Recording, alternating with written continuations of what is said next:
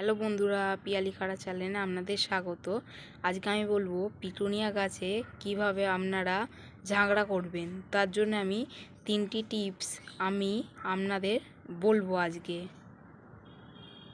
প্রথমত, আমরা এই যে পিটুনিয়া গাছের ডালগুলো আমরা দেখতে পাচ্ছি, এই ডালের এই যে অংশটি মাঝখানের, এই অংশটি আমরা হাতের সাহায্যে ছিঁড়ে দেবো।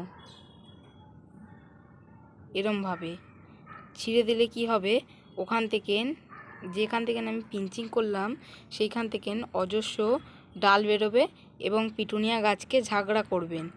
2 নম্বর টিপস, আপনারা মাটিটাকে আলগা করে দেবেন, তাহলে বায়ু চলাচল মাটিতে ভালো হবে। 3 নম্বর টিপস, এই পিটুনিয়া গাছকে কড়া রোদে রাখবেন আর কম জল দেবেন। আপনারা পাশে থাকার জন্যে ধন্যবাদ।